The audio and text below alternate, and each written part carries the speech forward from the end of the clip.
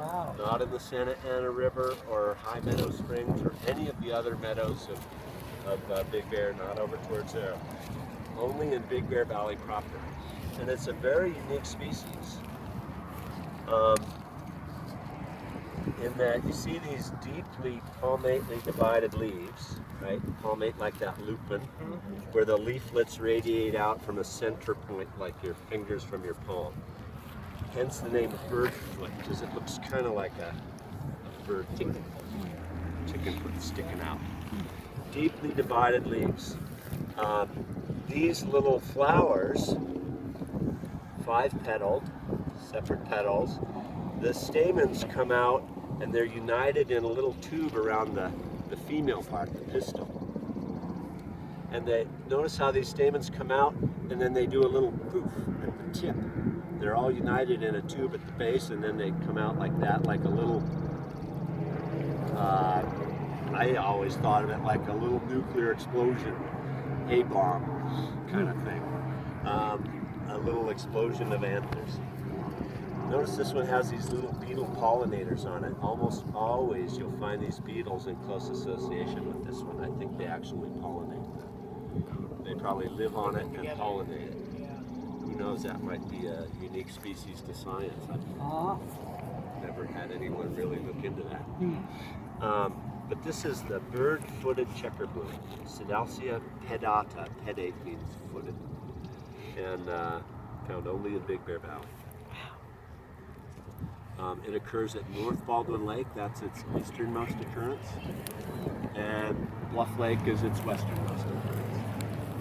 And yet, it's blooming out at Baldwin Lake in early May, blooming here in June, wasn't in flower yet, and yet it won't bloom at Bluff Lake until late June, even into July. Is that elevation related? Elevation and snowmelt is first out there, later up here. So that Bluff Lake population can never reproduce with the Baldwin Lake.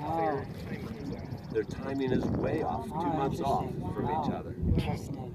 So there's even more isolation. And if you look at these plants versus the ones at Baldwin Lake versus the ones at Bluff Lake, if you showed me any one of those, I could tell you where they came from.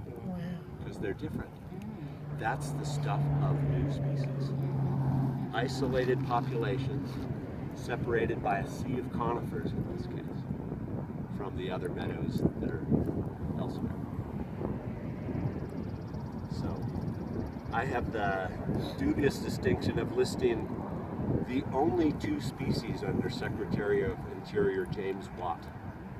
Wow. I'm an environmentalist up here. I was going to say, that James was like, Watt was notorious as a non-environmentalist in the Reagan administration. And so he listed 2 things that listing packages that he let go through.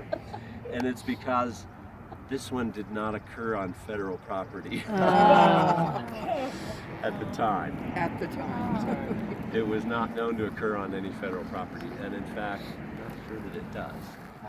It's all on private property here in Big Bear. Together with the other species was the slender petaled mustard, which is not here, and we did later find that one on Forest Service property. However, interestingly enough, federal funds through U.S. Fish and Wildlife enabled us to purchase both sides of the bay and the meadow side. Was this in San Bernardino Land Trust? Yeah. Yes. I thought it was Wildlife Conservation Group. There may have been some action, but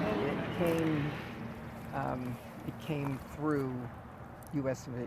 Fish and Wildlife.